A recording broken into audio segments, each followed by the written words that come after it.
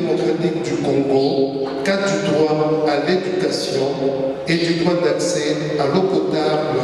dans la ville de Kolwezi. Honorable Président, avant que je n'entre dans l'exposé proprement dit, j'aimerais passer en revue les différents points qui constituent les lignes maîtresses de notre travail. Nous allons parler de constats, nous allons parler des objectifs de la recherche, nous allons parler de la problématique, des hypothèses, méthodes et techniques, nous allons parler du contenu de l'étude ou de la répartition du travail, nous allons parler de résultats obtenus et enfin nous parlerons de la conclusion et les limites de notre étude. Honorable Président, chers honorés membres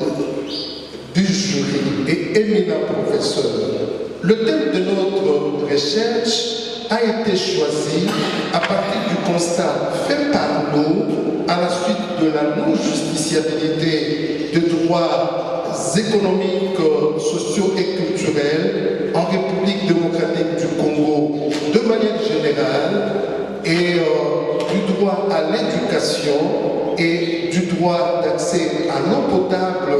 de manière particulière avec un regard rivé sur la ville de Kolwezi. En dépit de l'évolution législative et d'un consensus doctrinal autour de la justiciabilité des droits économiques,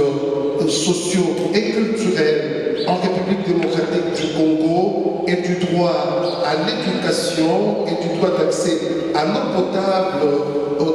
de manière particulière, la justiciabilité de ces droits peine à tirer son épingle du jeu ou plutôt à être effective. Dans le souci de mettre en exergue ou plutôt en évidence les limites qui minent